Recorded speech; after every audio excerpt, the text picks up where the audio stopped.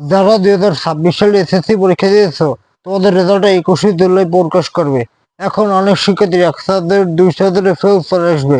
তারা কি করবা? তারা কি সে বছর কলেজে ভর্তি হতে পারবো না? দেখো, শিক্ষা বোর্ড কিন্তু সর্বশেষ একটি সুযোগ দিয়ে রাখছে, সেটা হলো বোর্ড চ্যালেঞ্জ। তোমরা তাহলে বোর্ড চ্যালেঞ্জের মাধ্যমে তোমাদের রেজাল্টটা পরিবর্তন করতে পারো। এখানে 80% শিক্ষার্থীর রেজাল্ট চেঞ্জ হয়। এটি গত বছরে তুমি মিলিয়ে নাও। কারণ হাজার হাজার শিক্ষার্থী কিন্তু বোর্ড চ্যালেঞ্জ করে, সেখানে অনেক শিক্ষার্থী ফেল থেকে এই প্লাসে চলে এসে আর ফেল থেকে তাদের রেজাল্টটা পরিবর্তন হয়। এখন তুমি রেজাল্ট বাড়ানোর জন্য বা ফেল করছো তার জন্য তুমি তাহলে বোর্ড চেঞ্জ করতে পারো। বোর্ড চ্যালেঞ্জ মানে তুমি টাকা দিয়ে বোর্ড চেঞ্জ করবা, সেই খাতাগুলো তোমার খাতাগুলো আবার দেখা হবে। এখন তুমি এক সাবজেক্ট ফেল করছো, ওই সাবজেক্টকে তোমার বোর্ড চেঞ্জ করতে হবে। তোমার রেজাল্টের 7 দিনের মধ্যে তারা বোর্ড চেঞ্জের সুযোগ দেয়, সেই রেজাল্টটা 15 দিনের মধ্যে প্রকাশ করে দেয়। তারপর তুমি যদি পাশ করো তাহলে তুমি কলেজে ভর্তি হতে পারবা। সেই বোর্ড চ্যালেঞ্জের নিয়মগুলো কিন্তু ভাইয়া তোমাকে শিখিয়ে দেবে।